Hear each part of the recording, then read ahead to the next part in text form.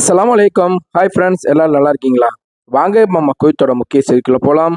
குவைத்தில் family visa யாருனாலும் எடுக்கலாம் அப்படின்னு சொல்லியிருக்காங்க. ஸோ இதுக்கு டிகிரி தேவையில்லை. இருந்தாலும் உங்களுக்கு 800 கேடி 800 கேடி சேலரி இருந்தால் மட்டும்தான் ஃபேமிலி விசா எடுக்க முடியும். ஸோ முன்னாடியெல்லாம் இந்த மாதிரி 800 கேடி இருக்கணும், டிகிரி சர்டிஃபிகேட் வேணும் அப்படின்னு சொல்லிட்டு இருந்தாங்க. ஸோ இப்போ டிகிரி சர்டிஃபிகேட் தேவையில்லை. ஆனால் 800 கேடி உங்களுக்கு சேலரி இருந்துச்சு அப்படின்னா நீங்கள் உங்களுடைய ஃபேமிலி, அதாவது ஒய்ஃபு, குழந்தைங்களை ஃபேமிலி விசால தாராளமாக குவைத்துக்கு எடுக்கலாம்.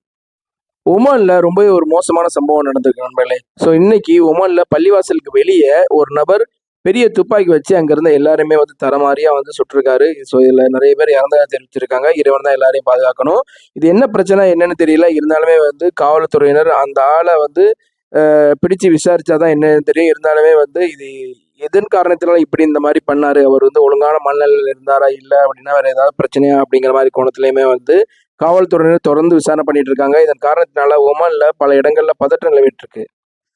குவைத்துல பங்காளி நபர் ஒருத்தர்ட்ட இருந்து தான் ஒரு போலீஸ் அப்படின்னு ஒரு ஆள் வீடியோ கால் பண்ணி அவர்கிட்ட இருந்து கிட்டத்தட்ட 1200 கேடி பக்கத்துல ஏமாத்தி இருக்காங்க. ஸோ அந்த 1100 கேடியுமே அவரோட அக்கௌண்ட்ல இருந்து அந்த போலியான நபர் ஏமாத்தி தன்னோட அக்கௌண்ட்டுக்கு டிரான்ஸ்ஃபர் பண்ணியிருக்காரு. இதன் காரணத்தினால அந்த பங்களாதேஷ் நாட்டை சேர்ந்த நபர் காவல்துறையில புகார் தெரிவிச்சிருக்காங்க.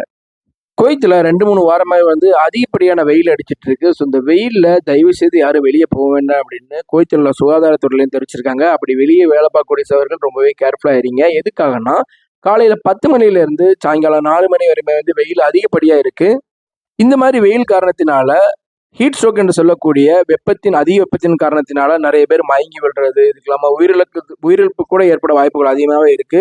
ஸோ இந்த மாதிரி வெளியே வேலை பார்க்கக்கூடிய சவர்கள் நிறைய தண்ணி குடிங்க. முடிஞ்ச அளவுக்கு சூரிய ஒளியில டைரக்டா வர்றது தவிர்க்கிறது நல்லது நண்பர்களே. இதை தான் குவைத்துள்ள சுகாதாரத்துறையிலையும் தெரிவிச்சிருக்காங்க. ரொம்பவே கவனமா இருங்க.